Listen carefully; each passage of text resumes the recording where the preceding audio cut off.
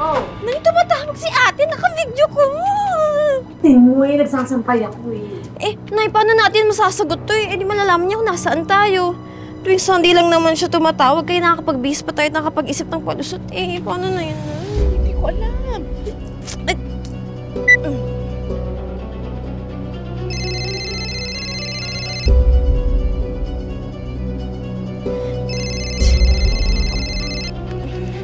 Hello, ate? Ay, pasensya na po. Hindi ko po sinagot yung video call kanina. Wala pong masyadong data. Talaga? Nasaan ka? Sa bahay. Saan bahay? Aba, ate, ito yung bahay natin sa Kamyas. Saan bahay? Sinungaling.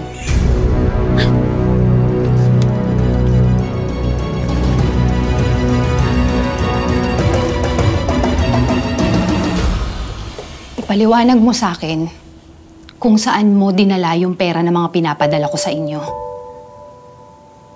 Hindi pa ba sapat yung mga sakripisyo ko? Dugo at pawis ang naging puhunan ko para mabilang kayo ng bahay. Masama ba na gusto kong guminhawa ang buhay niyo? Bakit mo binenta?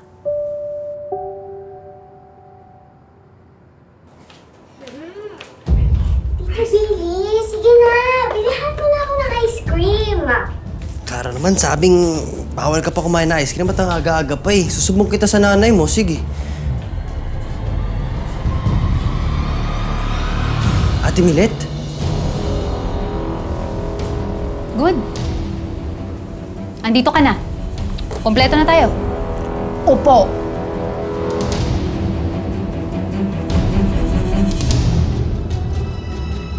Sino yung bata niya? Lalabas na lang po kami ni Clara na yun. Clara, pwede na lang tayo ng ice cream.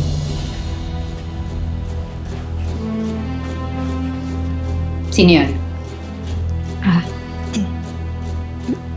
Ate, ano po kasi? Ano?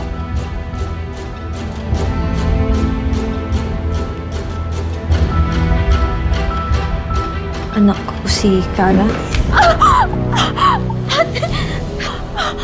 Imbis na pag-aaral mong atupagin mo, anong ginawa mo? Ha? Lumandi ka? Ha? Sorry. Sorry, ate. Kayod kalabaw ako sa pagtatrabaho sa ibang bansa? Tapos magpapabuntis ka?